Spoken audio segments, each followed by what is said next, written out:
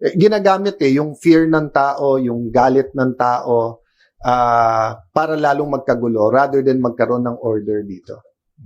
Sir, pwede po bang hindi muna mag-resign yung mga incumbent, magpatawag na snap election din? Kung ano po yung magiging result, saka sila mag-step down po lahat? Yun ang magiging proseso. Yun ang magiging proseso. When I say snap election, kasi iniisip lahat ng 1986, di ba? Iba talaga sitwasyon nun. But snap election, snap means mabilis. Di ba? Yung hindi scheduled, etc. So if the president and vice president resign, magkakaroon yan ng acting. Pero ba't naman sila magre-resign na wala naman commitment ang lahat ng congressman at lahat ng senate na kami din at walang tatakbong for president sa amin? Di ba? Walang tatakbo ulit na senador ulit. So sabi nga nung iba sa comment sa Facebook, kayo din ang mananalo, bawal ka nga tumakbo eh. Sabi nung ibang comment, di hindi kayo makukulong. Hindi, mas madali mo nga pakulong kung guilty. Kasi wala na sa pwesto eh. Di ba? Baka a fresh start is what we need. Baka hindi. People power brought that.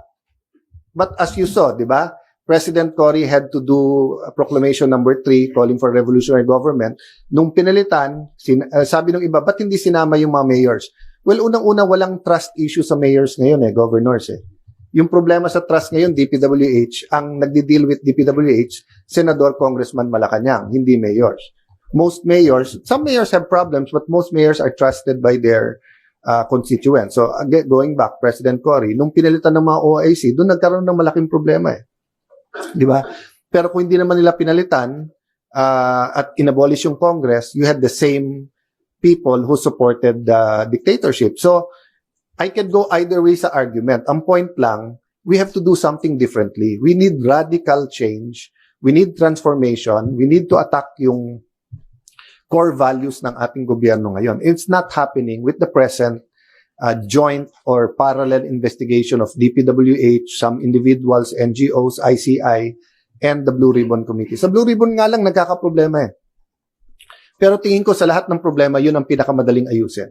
Kasi tamang papalit kay Senator Lacson, tapos magandang caucus, i-announce ang direction, transparent na rules, tingin ko, maayos natin yung investigasyon ng Blue Ribbon. Dapat ba ituloy? Dapat. Pero dapat bipartisan or non-partisan yung direction, tapos klaro kung anong direction.